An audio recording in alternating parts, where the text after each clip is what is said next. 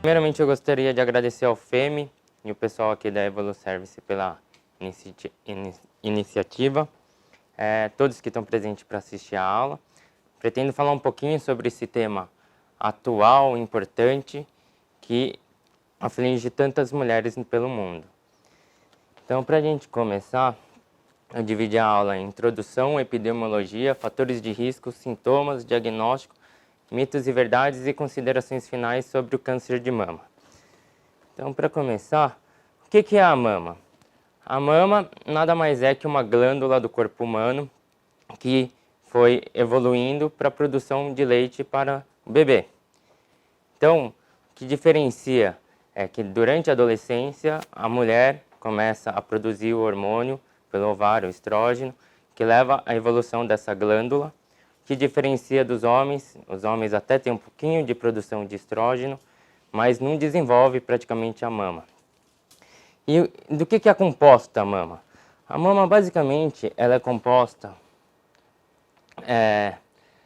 da pele sobrejacente, de gordura e da glândula propriamente dita.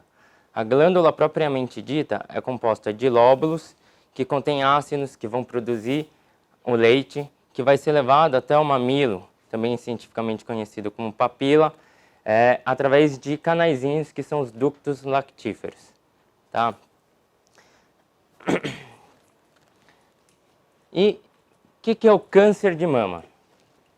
O câncer é um nome que a gente fala para a grande maioria das doenças em que a gente tem uma reprodução desordenada, anárquica, de células que conseguem invadir os tecidos adjacentes e podem, inclusive, se espalhar à distância, que a gente chama de metástase. E onde que ele pode se instalar na mama?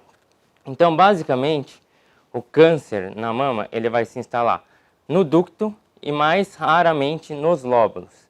Tá? A gente tem a grande maioria dos casos ocorrendo nas mulheres e raramente ocorrendo nos homens. E a mesma coisa, também nos homens, se a gente for ter, grande maioria nos ductos e raramente nos lóbulos. Então, qual que é a importância dessa doença? Primeiro, todo mundo sabe, representa um risco de vida. Segundo, alto impacto estético. Geralmente, quando tem um diagnóstico, o paciente vai para uma cirurgia. Cirurgias, às vezes, podem ser mutiladoras, levando à perda de toda a mama, e isso vai gerar efeitos psicológicos. Então, problemas com a autoestima, problema com a sexualidade, problemas com a imagem da própria mulher. E, então, o principal problema é que, além de ser uma doença física, o câncer também é uma doença que leva a fatores psicológicos, emocionais. Falando um pouco sobre a epidemiologia, por que a gente está falando do câncer de mama, então? Todo mundo sabe que outubro também é o mês de conscientização do câncer de mama, chamado de outubro rosa. E é por isso que a gente está trazendo isso, e esse é um trabalho apresentado em setembro pela OMS, em que mostra os cânceres que acometem as mulheres ao longo do mundo. Então, a gente consegue ver que na grande maioria dos países, o câncer que mais incide, que tem mais casos novos nas mulheres, é o em rosinha, que é o de mama. Esse daqui é um outro gráfico também do mesmo trabalho que foi apresentado pela OMS, que demonstra a taxa de mortalidade que cada câncer leva às mulheres, tá? Então, a gente tem novamente que a grande maioria ainda tem como principal causa de mortalidade o câncer de mama. Então, se a gente começar a olhar nessa tabela, a gente consegue ver que Estados Unidos, Canadá, alguns países da Europa, da Austrália, eles estão em azul, que seria o câncer de pulmão. Por que nesses países a gente tem uma taxa de mortalidade que não é prevalente mais para a mama? O que diferencia basicamente esses países dos outros, como o nosso, o Brasil, e os outros, a grande maioria, países em desenvolvimento, é a eficácia do rastreamento e do tratamento. O que diferencia a gente deles?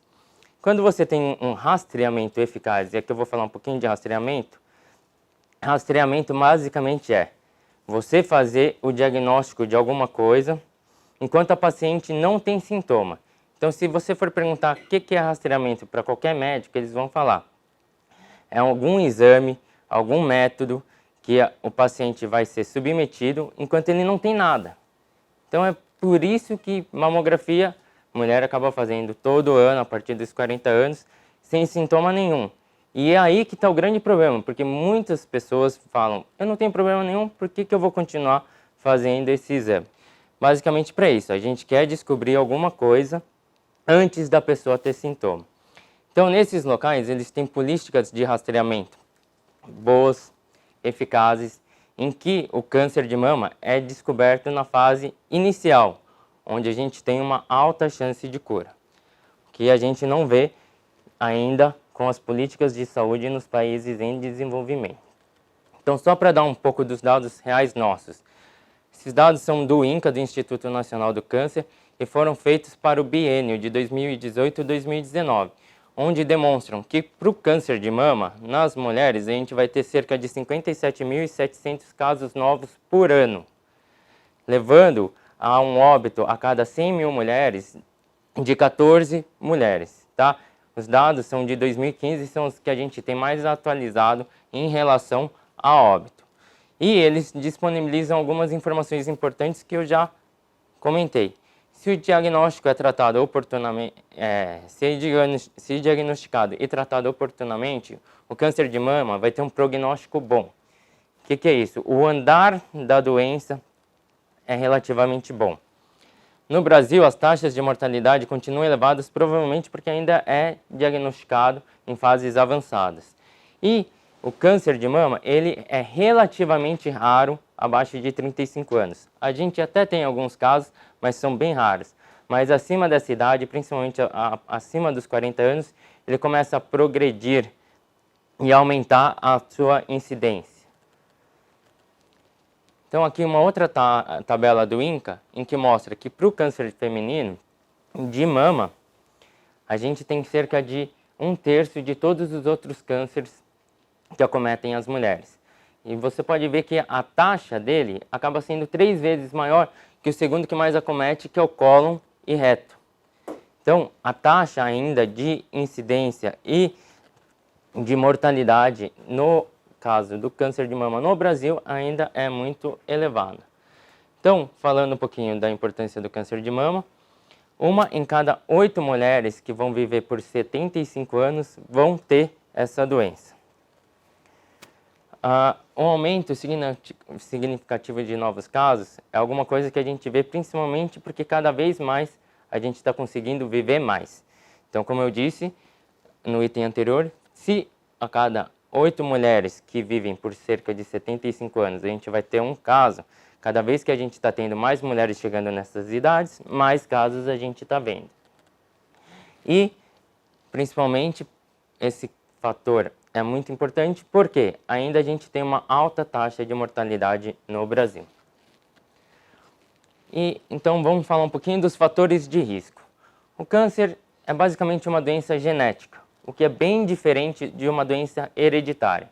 A gente tem mutações genéticas que na grande maioria das vezes não vão ser herdadas dos nossos pais. Então aqui a gente tem aquela história, mas minha tia teve, não sei. Geralmente ela teve, você não vai ter. Salvo alguns casos de parentes de primeiro grau, que a gente acaba tendo daí esse fator de hereditariedade entrando. E para isso, o que a gente precisa fazer é atuar nos fatores de risco modificáveis. Então agora aqui eu vou falar os principais não modificáveis. O principal deles é ser mulher, tá? Como eu disse, é a mulher que vai produzir o hormônio e levar ao desenvolvimento da glândula. E a gente sabe que o câncer, na sua grande maioria, ele tem alguns subtipos, mas a grande maioria vai ser sensível a hormônios, estrógeno e progesterona. Segundo, mais importante, idade. Como a gente abordou já, conforme vai passando o tempo, o risco da mulher desenvolver vai aumentando, principalmente após os 40 anos. História familiar de câncer. Então, ela é sim importante, mas principalmente nos casos em que pai, irmã, irmão, parentes de primeiro grau acabam tendo essa doença. E, para isso, também a gente faz testes. Por exemplo, a dosagem do BRCA1 ou do BRCA2. Que é o caso, por exemplo, da Angelina Jolie. Ela tinha familiares tendo tipos de câncer. Poderia ser uma causa genética hereditária. Ela fez a pesquisa da mutação, viu que teria esse gene e optou já por fazer a retirada da mama para evitar esse câncer. Outra coisa que a gente sabe que leva é uma menarca precoce. O que é isso? É a primeira menstruação antes dos 12 anos. Ou uma menopausa tardia, porque a mulher vai ficar por mais tempo sob a influência do hormônio, levando a chance maior de ter o desenvolvimento do câncer. Outra coisa também que acaba levando, muita gente vê hoje em dia, também acaba sendo a primeira gestação tardia. Cada vez mais as mulheres vão tendo filhos mais tarde, por conta da mudança da rotina, tudo mais. E com isso, a gente sabe também que ela acaba tendo a glândula, ela tem 3 tipos de tecidos que vão sendo mudados ao longo da vida. O primeiro é com a menstruação, o segundo é com a gravidez e o terceiro é com a menopausa. Então, com esse tempo entre a primeira menstruação e a gravidez aumentado, esse tipo de célula, que é o tipo 2, é o que a gente sabe que tem mais potencial de mutações. Então, acaba também levando a uma maior taxa de aparecimento. Agora vamos falar sobre os fatores de risco modificáveis. Esses dias eu até vi um post legal de uma colega no Instagram, nas redes sociais, que falava que o rastreamento é legal, a gente vai falar disso tudo e como que ele reduz a mortalidade, mas o principal é a gente atuar nessa parte. Então, os principais fatores de risco, e a gente tem 9, seriam a obesidade, o ganho do peso, tá? Que está relacionado muito à dieta. Além de tudo, os alimentos que a gente come. A gente tem que descascar mais os alimentos do que desembrulhar eles, porque a gente acaba tendo inclusive hormônios nas nossas alimentações que podem influenciar. Sedentarismo também, atividade física. O estado de estresse, as células que sofrem mutação, elas adoram isso. Então, se a gente está lá sedentário e tudo mais, é um meio propício para o organismo não conseguir combater aquela célula e aquela célula conseguir vencer. Mesma coisa, consumo de álcool excessivo, tabagismo, terapia de reposição hormonais, porque muitas vezes vão acabar levando a mulher a um aumento da carga hormonal. A gente vê muito isso com pílulas anticoncepcionais, algumas pacientes que são de alto risco, e isso tem que ser conversado com o médico para fazer cálculos, são tabelas que vão dizer, às vezes é até orientado evitar pílula, mas é só em alguns casos, tá? Não, raro. E o estresse também, como eu disse, o estresse, principalmente emocional também, acaba levando a uma maior chance dessas células conseguir vencer o nosso método de defesa do corpo, tá? Então, o que a gente precisa fazer? É muito difícil nos dias de hoje, mas é tentar guardar pelo menos 30 minutinhos do dia para fazer alguma atividade física. Cooper, que foi o Dr. Kennedy Cooper, que inventou o Cooper, ele falava que a gente precisa fazer isso agora para evitar mais para frente guardar alguns minutos, alguns dias para ficar doente. Então, basicamente, isso é o que a gente pode mudar. E não só para o câncer de mama, né? A grande maioria de doenças que tem potencial mutagênico, entre outros. E por que a gente tem um aumento dos casos de câncer de mama? A gente não consegue pôr isso tudo em apenas um fator. É um conjunto de fatores. Então, tudo isso por conta basicamente da mudança do estilo de vida. Acabamos mudando nossa dieta, sedentarismo, obesidade, tabagismo, álcool, e isso foi levando ao aumento de casos. Mas não só isso também. A gente tem tido também maior número de exames de rastreamento realizados. Isso acaba levando a maiores diagnósticos. Antigamente, muitas pessoas acabavam falecendo e a gente não sabia o motivo. Hoje em dia, a gente com o rastreamento, a gente pega casos em que a gente salva e consegue também com os exames, não só de rastreamento, mas de diagnóstico, fazer muito mais diagnóstico dessa doença.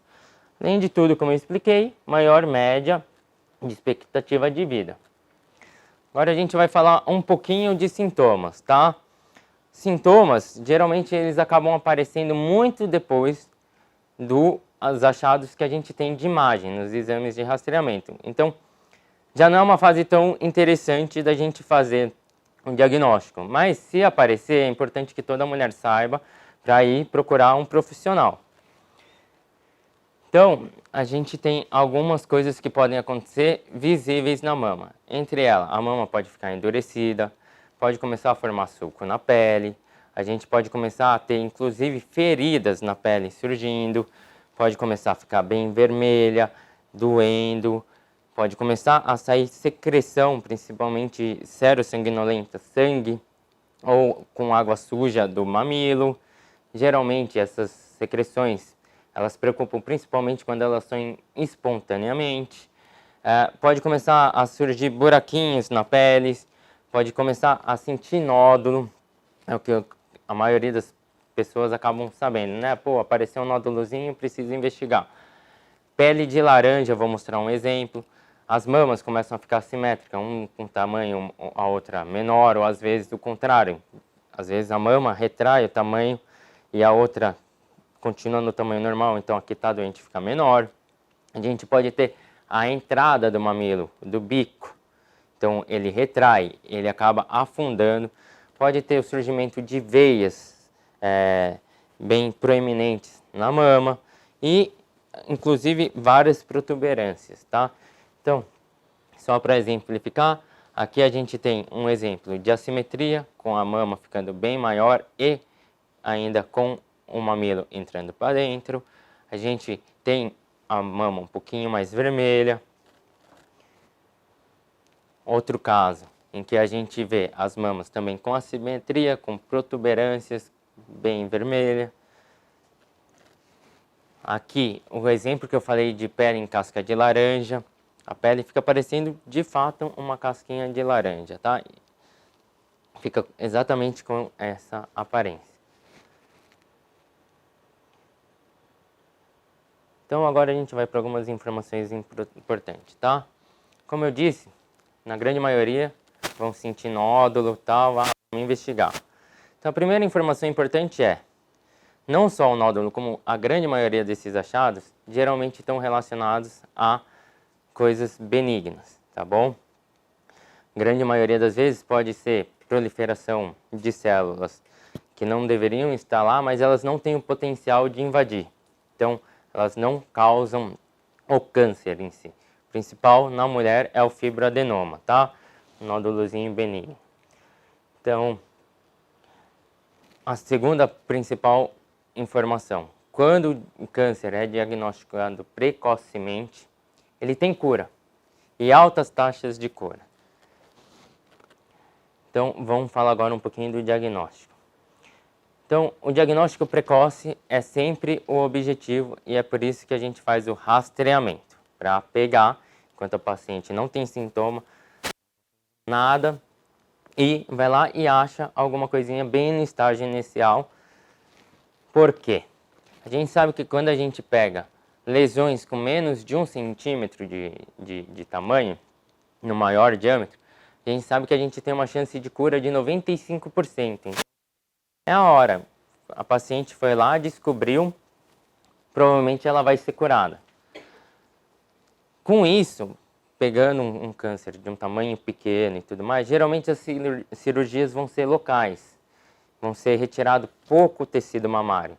Então a gente consegue preservar bem a mama, a gente chama de cirurgia conservadora, evitando mastectomia radicais, em que a paciente perde toda a mama, o grande volume da mama. Isso leva a um menor impacto estético. Nenhuma mulher gosta de ser mutilada, de perder a mama, que muitas vezes acaba sendo uma identidade para algumas mulheres. E com isso, a gente também diminui a necessidade de precisar uma quimioterapia pré-cirurgia, que a gente chama de neoadjuvante, pós-cirurgia, que a gente chama adjuvante, e até às vezes de radioterapia. E quais são os métodos para a gente fazer esse diagnóstico? O principal é o exame clínico, mas o exame clínico aqui ele precisa ser feito com um médico, tá? A gente também tem o autoexames e os exames radiológicos de mamografia, ultrassonografia, ressonância magnética e mais atualmente a tomossíntese, que é uma mamografia em 3D, e as biópsias mamárias. E a gente vai falar um pouquinho de cada um agora. Então, o exame clínico nada mais é do que a inspeção, olhar, ver se não tem aqueles achados que a gente demonstrou de assimetria, protuberâncias, algo visível, e depois partir para a palpação. Deve ser realizado anualmente com um profissional capacitado. Então, a grande maioria, não acaba indo em mastologista, mas acaba indo num ginecologista de confiança que acaba fazendo esse exame. A gente também tem um autoexame da mama, tá? Primeiro, a gente vai procurar alterações no formato, na pele, nos mamilos, a mesma coisa, tá bom? Geralmente se realiza na frente do espelho, pode ser realizado com a paciente também deitada, tá? Ou inclusive durante o banho, tá? E ele é bem importante porque às vezes a mulher, no intervalo de uma consulta ou outra, ela consegue descobrir alguma coisa. Mas, apesar de ele ser importante, ele não diminui a mortalidade do câncer de mama e não substitui a mamografia. A mamografia é o único método que a gente teve trabalhos demonstrando redução da mortalidade do câncer de mama nas populações acometidas, tanto mulheres quanto homens, tá? Então, dá para fazer mamografia em homem? Dá. É raro, mas a gente consegue também, tá bom? Então, é o principal exame para diagnóstico precoce, que foi o único exame que demonstrou a diminuição da taxa de mortalidade em 30%, e por isso tem a importância na sua idade da realização do exame. E qual que é a orientação do Colégio Brasileiro de Radiologia e da Sociedade Brasileira de Mastologia? Sempre se iniciar a partir dos 40 anos e fazendo anualmente. Tem algumas exceções, como os casos de alto risco, mas a gente não vai ficar entrando em detalhe porque não é o de sempre, tá? Então, só para eu trazer aqui o que o CBR fala, tá? Isso daqui foi uma publicação do CBR, apoiando o Outubro Rosa e falando o que eles orientam. Então, novamente, que reduz 30% do risco de mortalidade e deve ser realizada de forma anual a partir dos 40 anos. A ultrassonografia é um outro método que a gente tem, que ele é auxiliar, principalmente, a achados da mamografia, tá?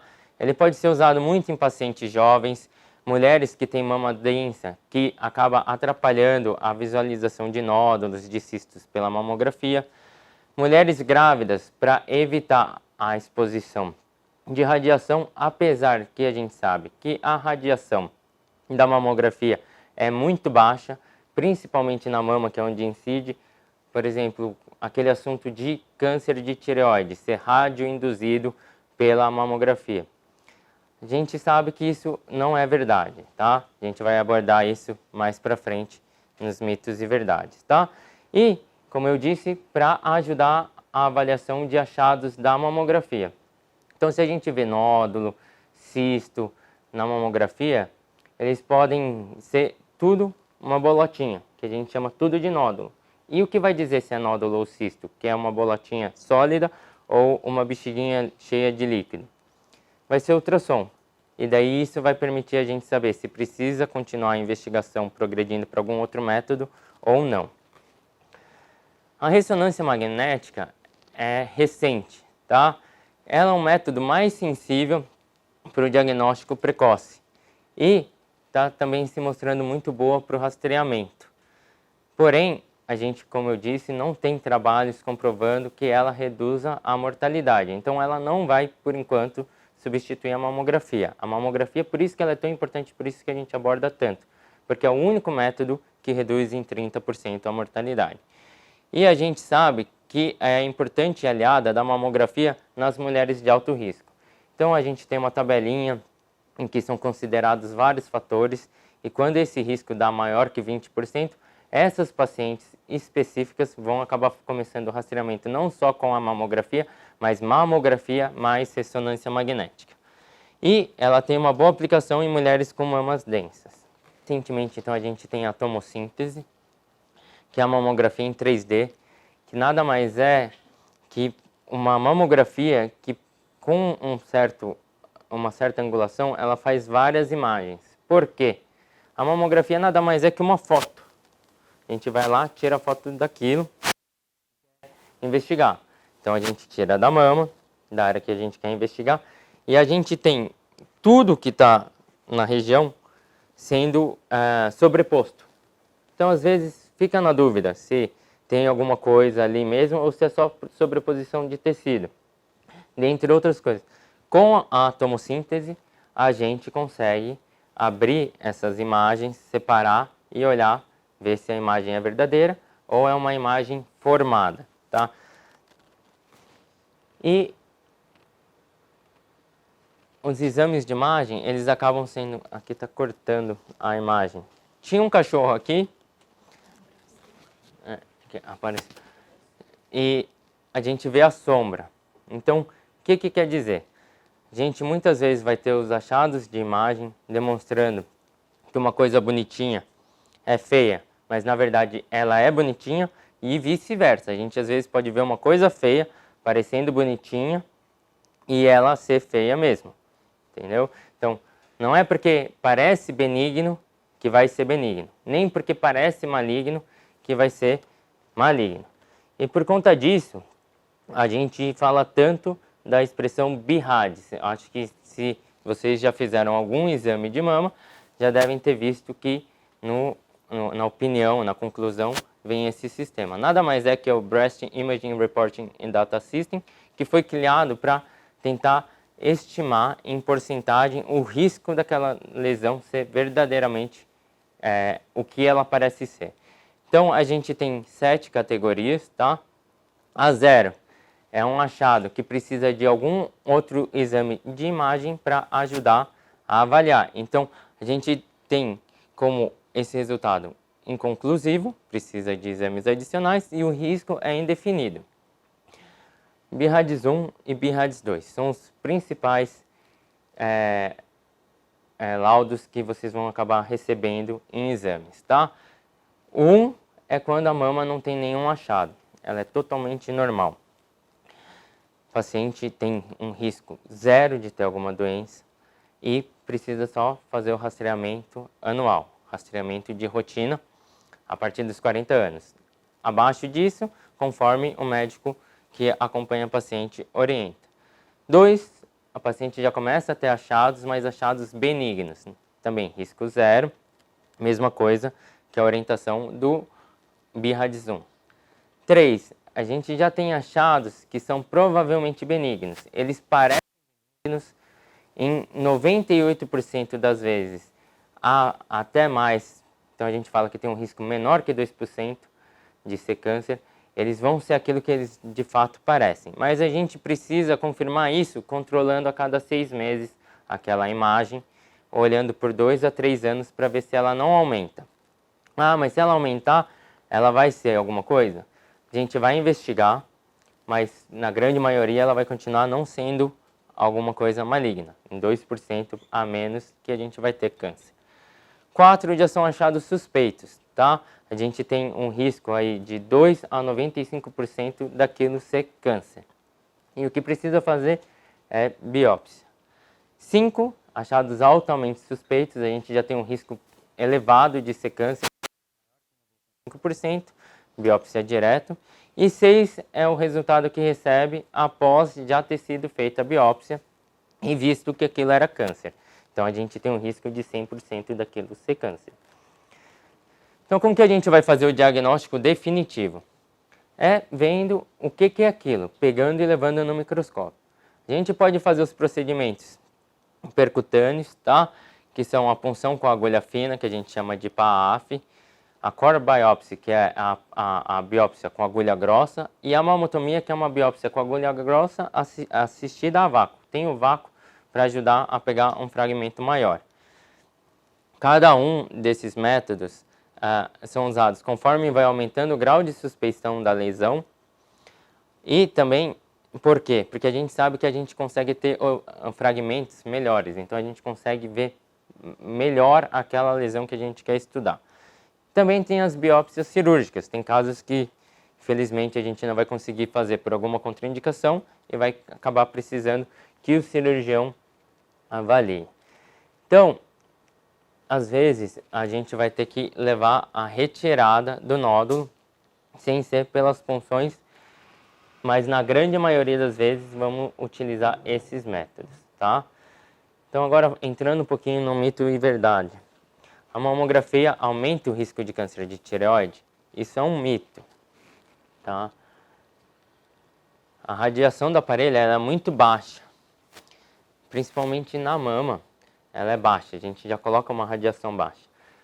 Que vai para a tireoide a gente chama de radiação espalhada. Então, tanto o Colégio Brasileiro de Radiologia quanto a Sociedade Brasileira de Mastologia, elas não indicam o uso do protetor, apesar de a gente utilizar muitas vezes, porque chega muito paciente que não sabe, e daí se a gente não tem para oferecer, às vezes elas se recusam a fazer, tá? E o que a Sociedade Brasileira de Mastologia e o Colégio Brasileiro de Radiologia orientam, que é de não precisar utilizar, é o mesmo que a Sociedade Americana orienta, a Sociedade Canadense, então a gente está em consenso com as entidades dos primeiros mundos, dos países desenvolvidos, em que a gente vê rastreamento e tratamento efetivo, tá bom? Como eu já disse antes, todo câncer de mama é hereditário? Mito. A minoria, mais ou menos 10% que a gente vai ter de caso de associação com hereditariedade, tá? Homem não tem câncer, como eu já disse também na aula? Tem, é raro, mas pode ter, principalmente porque alguns acabam levando a produção de ductozinhos, acaba tendo mama, principalmente por conta de sobrepeso na adolescência, hoje em dia uso de algumas medicações, principalmente pacientes idosos, a gente pode levar à proliferação do tecido mamário e aparecer, então, a doença de câncer. Mas para cada 100 mulheres, apenas um homem vai acabar tendo o câncer de mama, tá? Usar sutiã aumenta o risco e o desodorante também? O que vocês acham? Tá. É mito também, tá? Então, é mito, tá? Isso não tem nenhum estudo científico que comprove essas afirmações, tá? A gente sabe que... Não, é mito. É mito. E como eu já disse antes, tem um nódulo na mama. É câncer? Mito também. Na grande maioria das vezes, ele vai ser de causa benigna. Há inúmeras doenças que cursam com nódulos ou todos aqueles outros achados que eu mostrei, como vermelhidão, saída de secreção da mama, e na grande maioria não são nódulos. Porém, não negligencie. Apareceu alguma coisa? Vai no especialista para ele avaliar. Então, agora a gente vai para as considerações finais, que é só falar tudo que a gente viu de mais importante até aqui, tá? Então, para lembrar, o câncer de mama, ainda no Brasil e na grande maioria dos países, é um câncer que mata muito e é o maior em incidência. Então, nas mulheres em geral, no mundo, o câncer que mais incide, caso mais novo que aparece de câncer, é o de mama. E ainda na grande maioria é relacionado ao maior número de mortes. A gente tem que atuar não só no rastreamento precoce. O rastreamento precoce ele reduz a mortalidade em 30%, mas a paciente já está tendo a doença, ela só não está tendo o sintoma. O que a gente tem que tentar fazer é diminuir esses fatores de risco modificáveis, que além da taxa a expectativa de vida ter aumentado, contribuindo para a gente ter mais casos, além do diagnóstico ser mais efetivo, é uma das coisas que também contribui para aumentar a incidência desse câncer. Então, novamente, cuidar de si próprio para a gente evitar isso. E lembrar que o diagnóstico precoce é sempre o que a gente procura devido às altas taxas de cura. E exame de imagens a partir dos 40 anos anuais, que é o rastreamento, com a mamografia, tá? E os outros métodos, se forem necessário, o profissional que acompanha vai acabar indicando. Bom, é isso. Gostaria de agradecer novamente e estou aberto a perguntas.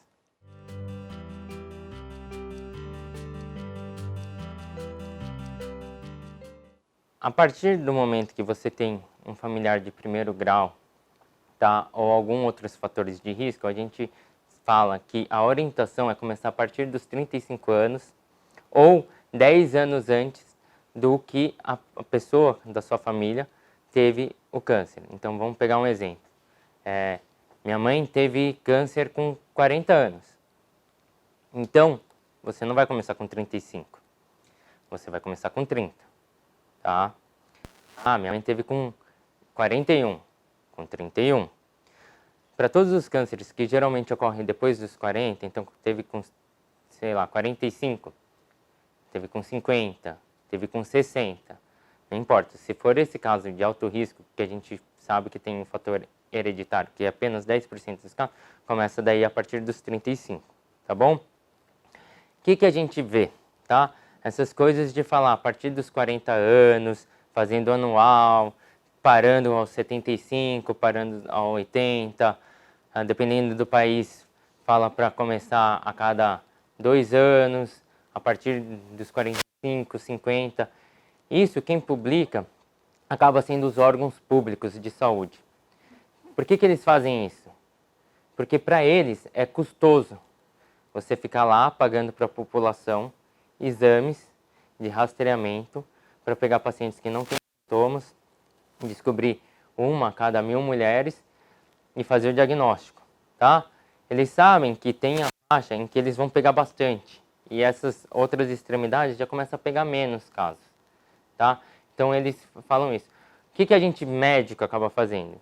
Se a gente vê que a paciente tem condição, acaba fazendo a partir dos 40, às vezes a partir dos 35, porque é exatamente onde começa a ter o aumento progressivo da incidência. Cada vez vai aumentando mais o risco. Então, isso de quem está certo e quem está errado, na verdade não tem. Se pegar a literatura, o que precisa mesmo é a partir dos 40. Mas muitos médicos vão ver que a paciente tem condição, não tem nenhuma comorbidade, nada que impeça, e acaba já pedindo para começar mais precoce. Todas as mulheres precisam começar? Não. Pela literatura, a partir dos 40. Mas se começou a partir dos 35, não é errado, tá bom? É que a gente vê médico sendo mais cauteloso. Mesma coisa a biópsia, tá? Esses BIRADS3 que são 2%, muitos médicos vão só seguir, fazer o que a literatura fala. Seguir por 2 a 3 anos só, não vai fazer biópsia. O que a gente vê muito? Principalmente em país fora, e daí não é nem porque o médico quer, é porque a paciente quer. Acaba fazendo biópsia desses casos, tá? Então, é uma cautela a mais, mas não é errado, tá bom? Alguém mais tem alguma dúvida?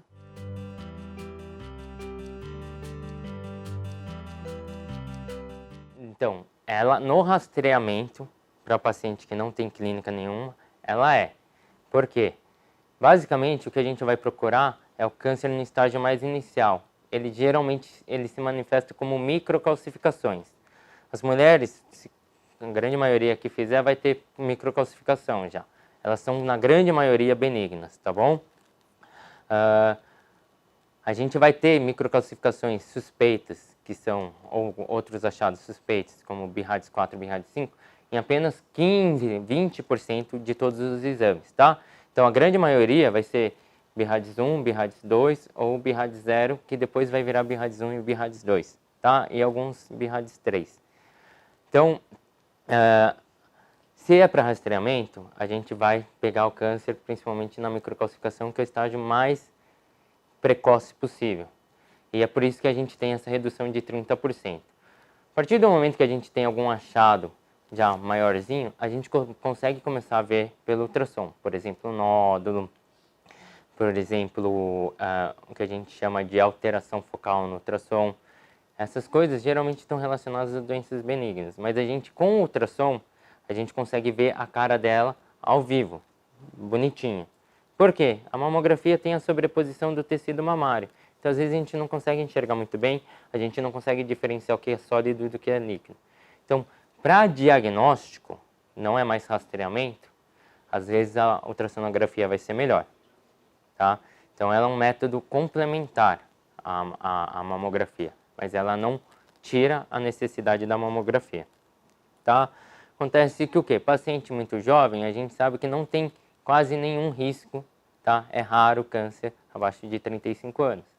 Então, a gente não vai ficar submetendo a paciente, apesar de doses baixas de radiação, a gente não vai ficar submetendo a paciente à radiação. Então, acaba sendo muito utilizado o ultrassom. A grande maioria das pacientes, antes dos 35, já fez pelo menos um ultrassom de mama, tirando muitos que acabam fazendo todo ano. Por quê? É um método que dá para tentar achar alguma coisa. Tá? Ressonância, mesma coisa. Como a gente tem um uso de contraste, a gente sabe que uma lesão, quando ela é cancerígena, ela começa a ter uma vascularização aumentada. No que você põe contraste na veia, se aquele nódulo for suspeito, ele vai pintar. Então, mesmo coisinhas pequenas pintam. Ele é bastante sensível, mas a gente também não demonstrou ainda que ele diminui a mortalidade como um exame de rastreamento. Então, rastreamento só puro mamografia. Em casos de paciente com alto risco, daí a mamografia mais a ressonância. Porque geralmente esses pacientes costumam ter também mama muito densa e a ressonância é muito boa para paciente com mama densa.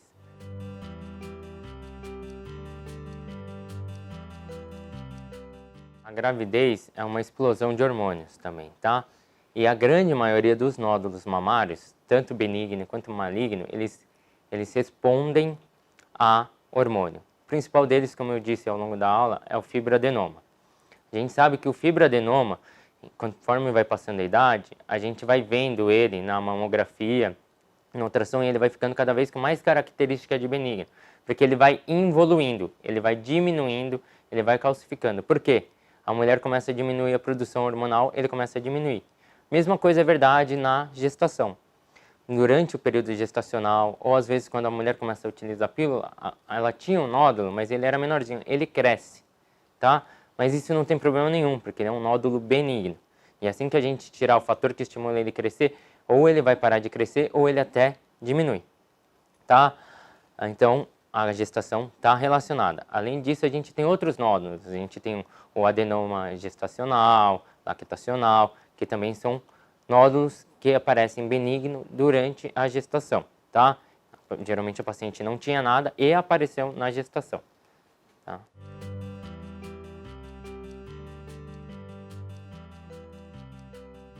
Não, assim, a gente na mama, tá? Nódulo que é benigno vai ser para sempre benigno. Nódulo que é maligno. Alguns outros lugares do corpo a gente tem degeneração carcinomatosa ou degeneração sarcomatosa, que são os dois tipos de câncer que a gente tem, tá? Então, nódulo benigno, às vezes ele acaba degenerando e virando maligno, tá bom? Mas na mama não. Mais alguém?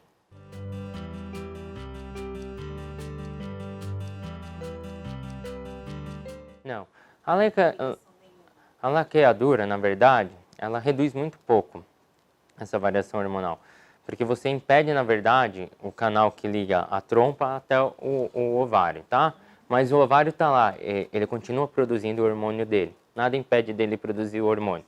Então a variação hormonal é muito baixa, é que, principalmente antigamente, podia ter acidentes durante a cirurgia que pudessem levar a um menor afluxo para o ovário e tudo mais, e daí poderia variar mais essa taxa. Mas ele está lá ainda, ele está produzindo hormônio, só não está deixando com que o óvulo saia do ovário e chegue pela trompa até o útero para implantar e a mulher engravidar, tá bom?